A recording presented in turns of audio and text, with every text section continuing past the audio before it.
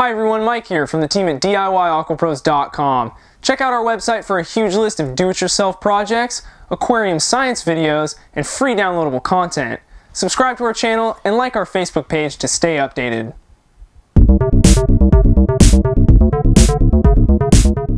Today, we're going to show you how to make your own hang-on back filter for the aquarium. HOB filters are undoubtedly the most commonly used filter and happen to be a favorite here at DIY AquaPros. It's for these reasons we came up with a design of our own. Let's get into the build. For this project, you'll need a certain style of Tupperware container.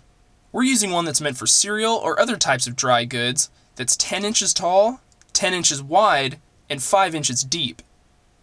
You'll also need to construct a wooden clamp to hang over the edge of your aquarium. We use some pieces of 1/2-inch plywood held together by 4 1-inch wood screws. The most critical dimension of this piece is the width of the clamp that will hang over the lip of your aquarium. For the majority of tanks, a 1-inch gap will work perfectly.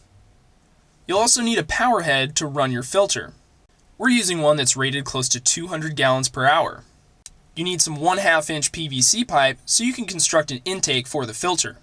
We've showed you how to make this piece in a previous video, so we won't go into detail. You need a 1/2-inch cap and a 90-degree street elbow to make this piece complete. You'll also need a short piece of tubing that can fit over the intake of your power head. We'll be using this piece to connect the power head to the intake of our filter. The piece we're using is 5/8 by 7/8 inch vinyl tubing. You need a short 2-inch piece of 1/2-inch PVC pipe, a 1/2-inch 45-degree elbow, 2 female adapters, 1 male adapter, 3 3/4-inch O-rings, some 100% silicone, 2 1.5-inch screws with lock nuts, and a 1/2-inch bulkhead.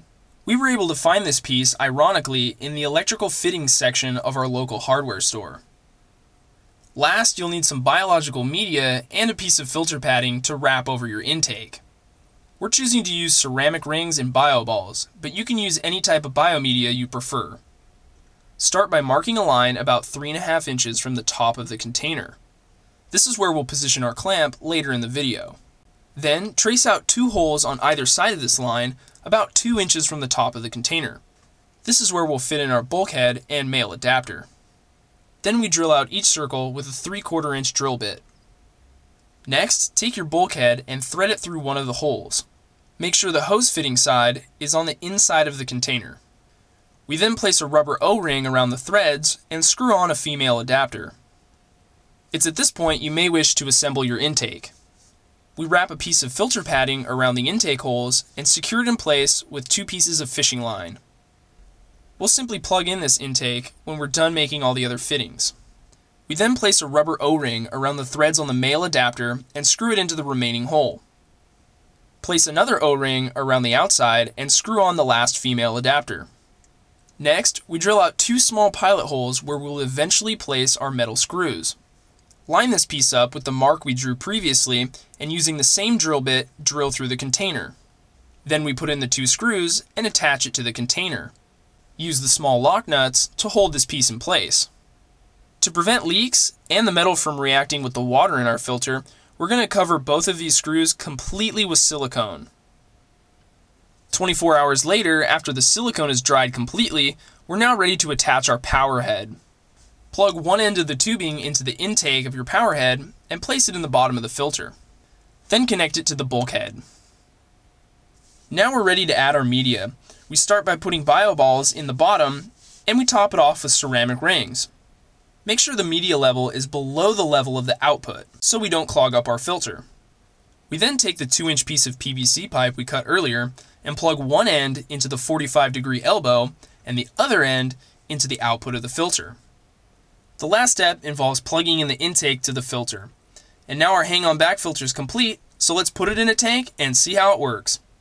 We start by placing the HOB filter over the back of our aquarium.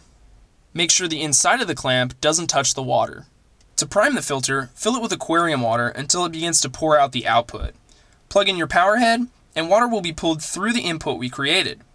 This initial step provides mechanical filtration, with the entire hang-on back portion serving as our biological step. Note that the 1/2 inch output we created is matched perfectly with our 200 gallons per hour power head.